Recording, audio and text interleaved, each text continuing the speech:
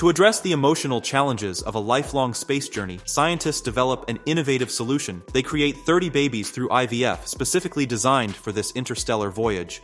Richard, one of the leading astronauts, explains their unique approach.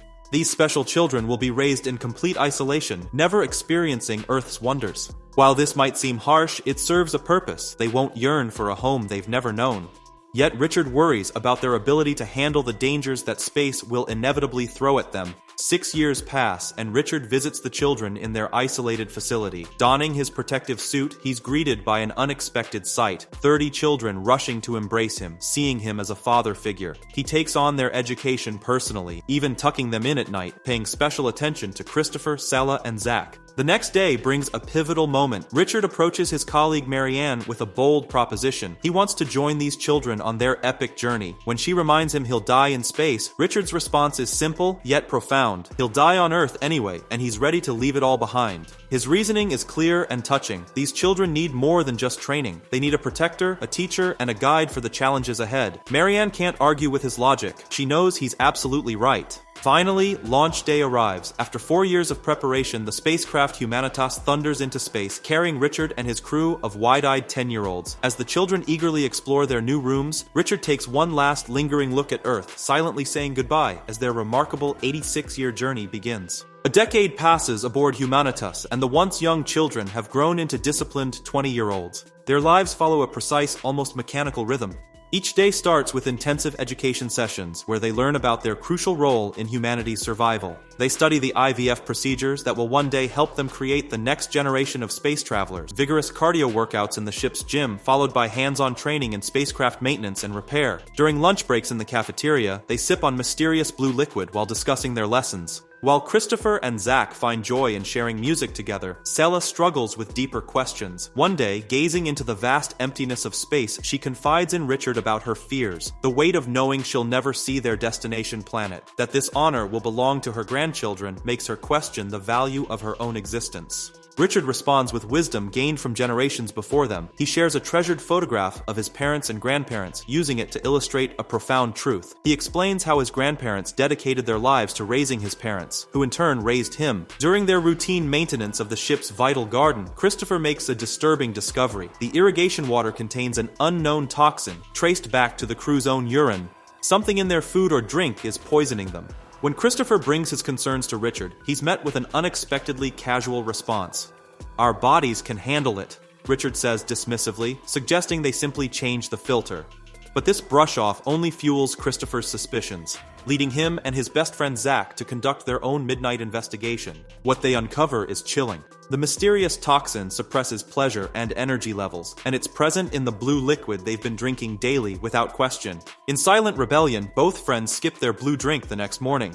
Unable to keep this discovery to themselves, they confide in Kai and Julie. But the blue liquid isn't their only finding. They've stumbled upon something equally suspicious, a hidden compartment on the ship completely unmarked and never mentioned in any of Richard's extensive teachings. For the 4 young crew members, this discovery shatters their remaining trust. When Christopher confronts Richard about the secret compartment, Richard's response seems rehearsed. "It's probably meant for your grandchildren." He adds that even he operates on a need-to-know basis from mission control. Despite maintaining a calm facade, Richard's anxiety is palpable. Later that night, alone in his quarters, Richard records an urgent message to Earth. His voice carries the weight of someone carrying too many secrets. "I need to be honest with them." Zach, emboldened by newfound confidence, approaches Sela with an unwanted advance. When he grabs her arm, Richard quickly intervenes with a stern warning, "No grabbing." The incident leaves Sela visibly shaken. The effects of skipping the mysterious blue liquid become increasingly apparent. During gym time, Christopher and Zach shock their crewmates with an explosive display of wrestling, their movements charged with unprecedented energy and aggression. Their fellow Voyagers watch in stunned silence, having never witnessed such intense behavior. Their reckless energy leads them on a wild chase through the ship's corridors. As they pass Richard's room, Zach freezes. Through the window, he spots Richard with his hand on Sela's shoulder during what appears to be an intimate conversation. Rage and jealousy surge through Zach. "No grabbing," he mutters bitterly. "Unless you're Richard, apparently." A new crisis emerges when Richard announces a malfunction in the ship's external transmitter, cutting off their communication with Earth. His solution?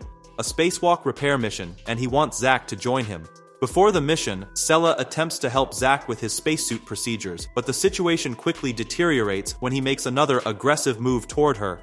Richard intervenes again, more forcefully this time, demanding an explanation. But Zack, seething with defiance, storms away without a word. Richard's suspicions lead him to question Phoebe about Zack's recent behavior. Her revelation about the blue liquid sends him searching for Christopher, Zack's closest confidant. When confronted, Christopher boldly admits they've both stopped taking their daily dose, accusing Richard of systematic drugging. Richard's response is unexpectedly candid. The blue liquid serves as a crucial impulse suppressor, preventing the crew from descending into chaos. Christopher rejects this explanation outright, prompting Richard to make a strategic decision. He invites Christopher, not Zack, to join him on the spacewalk. When Christopher initially refuses, Richard makes a compelling offer: complete the repair mission, and he'll support Christopher in filing a formal complaint about the blue liquid with Mission Control. This promise of transparency finally convinces Christopher, and he agrees to suit up for the spacewalk, unaware of what awaits them in the cold vacuum of space. The vastness of space surrounds Christopher and Richard as they float outside Humanitas. While Christopher marvels at the endless sea of stars, something sinister unfolds. Inside the ship, Richard's unexpected order crackles through the comm system. Kai, shut down the transmitter. Before anyone can react, a dark, mysterious form hurtles toward Richard. The ship shudders violently, and in a horrifying instant, Richard is gone. Chaos erupts as fire engulfs the system room, alarms blaring through the corridors. Christopher, fighting shock and disbelief, manages to bring Richard's lifeless body back aboard. The crew scrambles to save him, but their desperate attempts at resuscitation prove futile. Sella, her voice heavy with emotion, officially pronounces him dead. During the emergency crew meeting that follows, Edward's voice trembles as he describes what he witnessed. A black entity, almost like a shadow, seemingly merging with Richard moments before his death. Christopher, trying to maintain calm, assures everyone they're safe within Humanitas's walls. Whatever struck down Richard remains outside. They're alone now, hurtling through space without their guiding light. Christopher steps forward, his voice steady despite his own fears. Richard's death was inevitable, he reminds them. It just happened sooner than we expected. His words carry a simple but powerful message. Their survival depends on unity. When they try to investigate Richard's death further, they hit another wall. The system room fire has destroyed both the surveillance footage and recording equipment, leaving them with nothing but questions and Edward's haunting description. The need for new leadership becomes immediate. Zack, confident in his position as head engineer, attempts to assume command, but Julie quickly intervenes, reminding everyone of the democratic process their mission demands. The election that follows reveals the crew's choice: Christopher. Zack's congratulations to Christopher come through clenched teeth, his resentment barely concealed behind a forced smile. The political dynamics of their small community have shifted dramatically in just a few hours. Taking command, Christopher's first order focuses on immediate concerns, repairing the damaged systems and surveillance equipment. But beneath the surface of these practical tasks, a current of unease runs through the crew. What really happened to Richard, and could it happen again? In the quiet aftermath of Richard's death, Sella finds herself drawn to his quarters, sifting through the fragments of his earthbound life captured in his personal archives. Each recording feels like opening a window to a world she never knew. Christopher's arrival breaks her solitude. As they watch footage of Richard with his parents, an undercurrent of tension surfaces. "Was there something between you and Richard?" Christopher asks carefully, mentioning the intimate moment he witnessed. Sella's denial is firm. Richard was a confidant, nothing more, someone who shared his stories of Earth with her. They discover one of Richard's final messages to Mission Control. His words echo with newfound significance. He joined the mission to protect them. Sella's question hangs heavy in the air. Protect us from what? Christopher's leadership faces its first test when he finds the crew has abandoned their assigned surveillance repairs. Only Phoebe remains at her post. The others cluster around a more immediate crisis: a malfunctioning refrigerator, another casualty of the system room fire. Zack, ever the opportunist, suggests turning this setback into a celebration for their new leader. Christopher, perhaps unwisely, agrees. The feast marks a turning point. As crew members reach for their usual blue liquid, Kai intervenes with Zack's message. The drink is a control mechanism, nothing more. In a moment of collective defiance, they pour out their doses. The result is immediate and dramatic. The gym transforms into a scene of barely controlled chaos, while Sella remains isolated, unaware of the growing discord. Later, Sella discovers Zack and his friends invading Richard's private space, rifling through his personal archives. Her angry outburst drives them away, but Zack's parting words cut deep. Richard isn't here to protect you anymore. His threat lingers in the air like poison. Alone again, Sella secures Richard's room, her hands trembling slightly. Zach's words have awakened something primal. Fear, yes, but also determination. In a ship where trust is rapidly unraveling, she makes a silent decision. The scalpel she slips into her pocket feels like a terrible necessity, a cold reminder that safety can no longer be taken for granted. Tension crackles through Humanitas as Christopher confronts Zach about Sella. The exchange is brief but loaded with hostility. Zach's response drips with defiance. "I don't take orders from you." The situation deteriorates rapidly when violence erupts in the cafeteria. Kai and Peter locked in a brutal fight. After breaking up the brawl, Christopher calls an emergency meeting, his patience wearing thin. His attempts to restore order are met with unprecedented resistance. The crew, once disciplined, now openly defies his commands to repair the damaged systems. Fear spreads like a virus through the group as someone suggests an alien lurks in the system room. When Phoebe logically proposes fixing the surveillance to reveal Richard's true cause of death, Zach sees his opportunity. He silences her with a sharp command before turning on Christopher, challenging his authority with barely contained rage. "Who made you king?" Zach's words echo through the ship's corridors. Phoebe's reminder about the election falls on deaf ears as Zach declares himself the new leader. His promise is simple but effective. Food and protection from the supposed alien threat. Like a skilled demagogue, he plays on their fears and basic needs, successfully splitting the crew's loyalty. Meanwhile, Christopher makes a crucial move, slipping into the system room to retrieve the surveillance drive. Moments later, Zach and Kai enter the same space, unaware they're too late. What happens next becomes ship-wide theater. Shouts and sounds of struggle erupt from within, ending with Zach and Kai bursting out, ordering the doors sealed against some unseen threat. But as Christopher and Sella review the retrieved footage in private, a different story emerges. Two crew members bring news of an alien attack on Zach and Kai, but Sella's sharp mind sees through the charade. Truth finally emerges from the repaired surveillance drive. The footage reveals a chilling scene. During the spacewalk, Richard's cautionary order to Kai about the transmitter was meant to prevent electrocution. But Zach, burning with resentment over Sella, seized a moment of cruel revenge. What was intended as a threatening shock became a fatal mistake. Christopher and his allies watch in horror as Richard's death plays out before them. No alien, just human vengeance. They agree to keep this explosive revelation quiet, but Zach forces their hand by calling a ship-wide breakfast meeting. As he grandly declares himself the new chief officer, Christopher counters with the damning footage. But Zach, proving himself a masterful manipulator, spins an even more sinister tale. He killed Richard to save them all from an alien that had possessed their former leader, an alien that Christopher unwittingly brought aboard with Richard's body. Fear spreads through the crew like wildfire. Kai's backing lends credibility to Zach's story, and soon paranoia takes hold. The crew's collective terror finds a target in Peter. As they chase him through the corridors, Zach watches with a vindictive smile, his lies bearing deadly fruit. Christopher's attempts to stop the mob prove futile. They strike him down and continue their assault until Peter lies motionless. Backed into a corner, Christopher's remaining allies Anda and Alex suggest a desperate plan. Pretend to join Zach, then strike when his guard is down. But Sella remembers something crucial from Richard's video diary, a mention of a secret weapons compartment, its location known only to Christopher.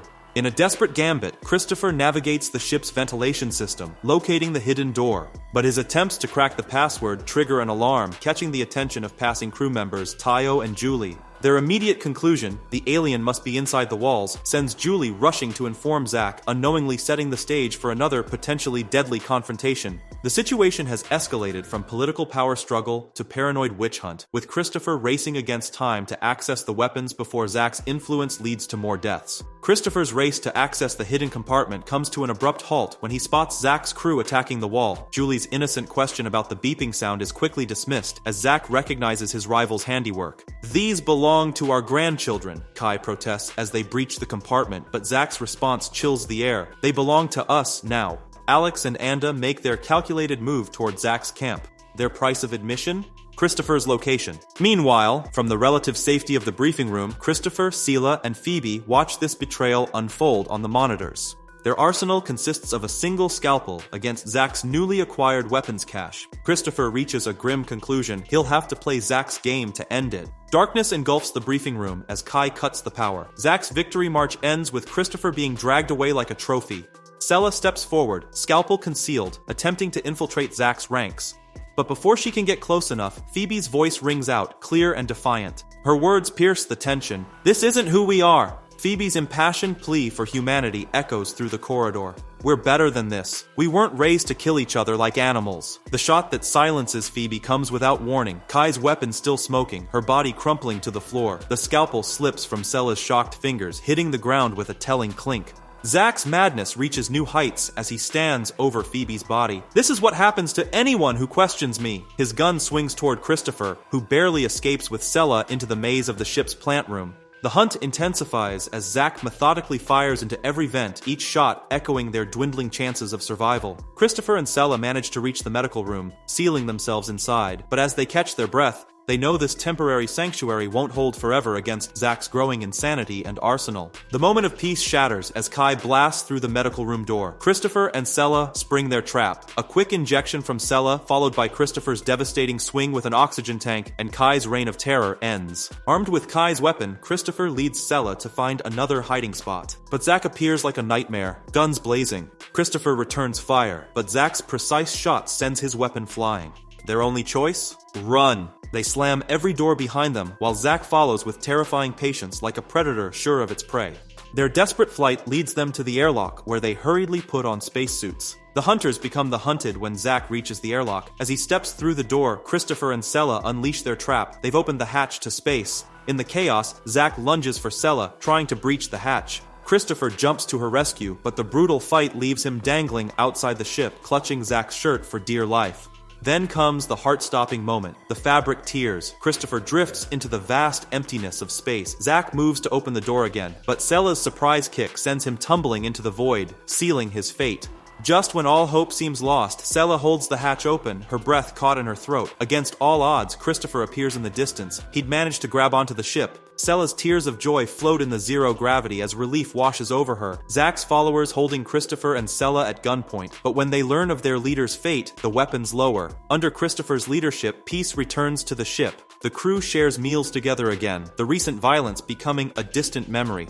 Change sweeps through the ship as Sella steps into her new role as chief officer. In her first video call to Mission Control, she announces a crucial change. They've stopped taking the mysterious blue liquid.